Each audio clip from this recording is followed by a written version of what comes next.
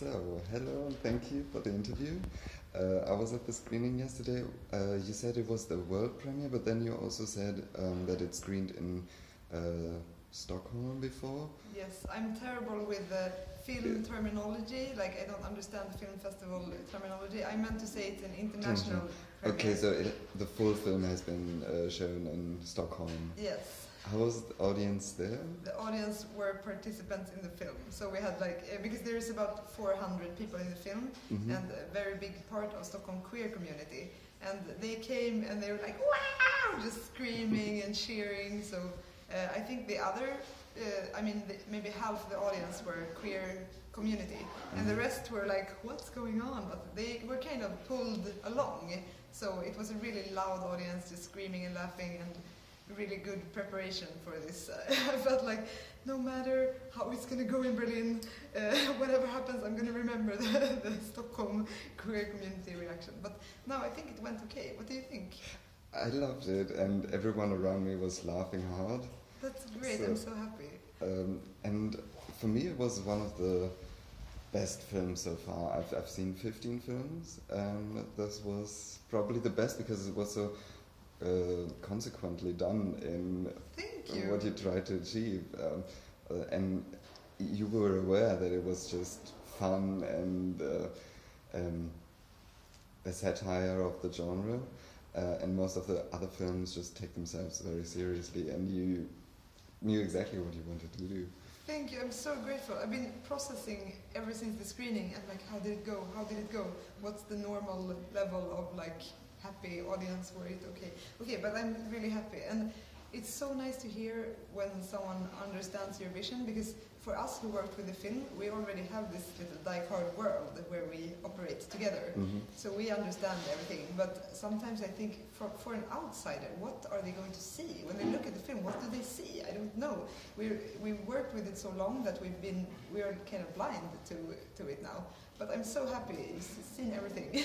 Yeah, well, that's my personal taste. You never know what other might think. It seems like Americans are having a hard time with it. I think the humor. There was people from Frameline, and they laughed, and they did. Yeah. Okay. So fingers crossed. I hope. Yeah. I was surprised that you had a large variety of ethnicity in your film. Usually when you think of Sweden, it's blonde, and you were very international with the Asians and black people. Was it because you're friends with them? Is it because you wanted to have some black exploitation or Asian exploitation in there as well? What was the reason? How did it come along? I'm so glad you asked. I think nobody has ever asked me this, but I always expect this question, but it's like, I guess people are afraid to ask it, but I'm glad you asked. I think Swedish film is super duper white. It's extremely, there's no parts for non-white actors. They can only play like someone cleaning something, or a criminal, or some kind of refugee or something. They have very limited career options. Yeah. And Sweden doesn't look like that anymore. It's the population is very mixed now. It just doesn't show in the media. And I think it's very alienating for non-white Swedes to never be represented. Also for white Swedish people, I think having only white people in media make them fear non-white people. It creates racism and xenophobia. So it was a conscious choice, but also we knew these actors privately before, so they are also friends. Yeah, well, I thought it was brilliant, and what did you really have in mind? Did you just want to have fun with the film, or do you want to give out a message? Well, the message in the script is, I guess, don't bully anyone and be friends with everyone. So it's really cheesy, friendship is magic. But we have another message, and I guess that's the casting, just the choice of casting, and just to show other types of acting and other types of actors than we normally see in Swedish film, and in film in general. that we want to show that humanity is much wider than the Hollywood film norm or whatever. And any movie would benefit from having a wider casting because it gives so much artistically. So we just want to inspire other filmmakers to think a little bit wider when they cast their actors. Well, inspiring other people, what was your inspiration? Of course, a lot of John Waters and Almodovar, of course, and also there's a lesbian science fiction film called Born in Flames from 1984, I think, by Lizzie Borden. It's a lesbian terror group taking over America or something. It's really good. And so we watched The Adventures of Iron Pussy. Do you know it? It's the guy who made Uncle Bunmi, who can recall his past lives. It's a Thai gay director. But we watch every queer film we can get our hands on in the world, and we're inspired by all of them. But we also watch a lot of stupid 80s action and like breakdance movies or martial arts movies, or we just I think you can see the references in the film, like the ninjas and cyborgs. That's the stuff we watch. It took you 4 years of making it. Was it 4 years for the feature film, or was it 1 year for the trailer and then 3 years for the feature film? It was 1 year for the trailer and then 4 years for the feature film. Right. But not this trailer. We made a pilot trailer. Back then, we meant to make a series of fake trailers. And did I tell you this before? No. Dyke Hard come from an idea of fake trailers, all of different favorite genres, like a gay horror movie or a trans sci-fi movie or lesbian science fiction or something. And after we made one of those fake trailers, it was a martial arts film called Dyke Hard. It was so horribly much work that we took all these fake trailer ideas and put them together into a feature script. But we kept the title Dyke Hard because I could never think of a better title. I recycled it twice already. My old punk band was called Dyke Hard. And I feel like maybe all my projects in my life will be called Dyke Hard because I can't think of a better name. Yeah. So you come from a punk background? Yeah, it's I guess the do-it-yourself culture, that whole mindset has been very dominant in the Dyke Hard process. That you don't need to know how to play an instrument to write a song or have a band, and you don't need to go to film school to make a great movie. That's what we... Yeah, it shows. Thank you. But later on you got some help, some financial help, and a lot of help from the Stockholm community. Yeah. Initially we got a lot of personal resources when the whole Stockholm queer community just rose up and they offered their help, and they even offered money. We did a Kickstarter campaign, so we got all that community help. And then after the film was shot and we had a rough cut, then there was a new film commissioner in the Swedish Film Institute named Baker Karim, and he had decided to change the Swedish film world. And he saw the trailer for Dyke Hard and he said, "This is the message I want to send out. This is what I want to inspire young filmmakers." So his the first film he gave money to was Dyke Hard, and he was here yesterday too. He's very proud. Yeah. And we were very lucky that he got that job right then, because we were kind of it felt like we couldn't even finish. But he last minute he came in and he gave us more money than we had ever seen, and that went to post-production.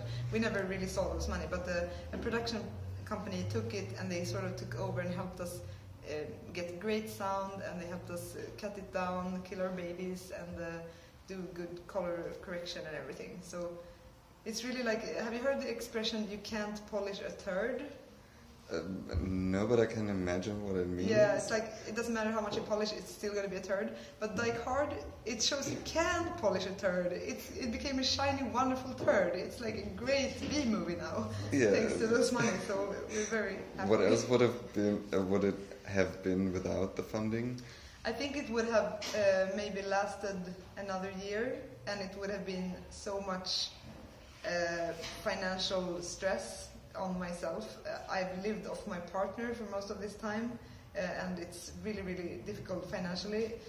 So I think it just would have been hard. I think we would have finished anyways, but very hard, and maybe the sound quality and everything would have excluded a big potential audience, because people who are not used to B-movies, they can't really follow, you can't hear what they're saying, or it's horrible picture. So I think this gave us a much bigger audience. Yeah, and it got you into Berlinale. Yeah, I can. And probably a lot of other festivals. Thank you. So I've heard that you're working on a graphic novel as your next project. Yes. Can you elaborate a bit on that? Yes. It's a graphic novel about an LGBT retirement home. The main character is an old lesbian woman who her apartment gets burned down or something when she's in the hospital.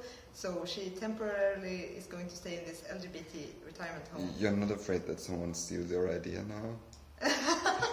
I hope there will be more books like this. I think there can't be enough, so I hope they steal the idea. We can compare them later. All right. But this idea with the project is to show a lot of LGBT history through flashbacks and people telling stories of their life. So there will be like love and struggle in different eras. But I also want to have the human theme of aging and the position of a like retired citizen in society, how that feels, and I kind of want to give voice to elderly people, not only queer. And I'm going to do a lot of interviews with people for this project, but still it will be a fictional story. So I will only use elements from reality, but try to keep people's integrity intact. Good. Well, I'm interested. Will it be out in different languages? You probably have to find publishers for that. Actually, I'm so scared that this would be too hard to do or whatever, but I always feel that way before a project. And actually, all my life I wanted to be a comic book artist, and Dyke Hard was like a maneuver to postpone that because I had so much performance anxiety. So to me, drawing a comic book it seems harder than making a movie, but I should know that nothing is harder than making a movie, so it should really be a piece of cake. But I have some performance anxiety now. But if I manage to finish it, I think we can probably have it translated to English at least. Mm-hmm. I have a publisher interested, so that's good. Good for you. Thank you. What is the Swedish and Stockholm scene like? Is it all feminist, like the movie kind of implies? Is that the German view on Sweden? No, of course not. No, I only know that it's very emancipated. Yeah. Nice. Yeah, I don't know. Can I ask some help from my actors to answer that question? Of course. Actors, can you come here and help me answer what the Swedish queer community is like? If it's all feminists or if there's something else? All feminists? Yes. Here we have. Do you think we can? No, but we can stand. Can you see us? We stand. Piggy, come here. I don't know. Someone else want to come? Hi. Hi there. You can come. Don't be shy. It's fun for. I guess it's fun for you to see. Yes, of course. Yes, please come here. Don't buy art, not cocaine. It's good. I wish I had that message to my audience. So, is the whole Swedish or Stockholm scene as queer and feminist as you appear to be?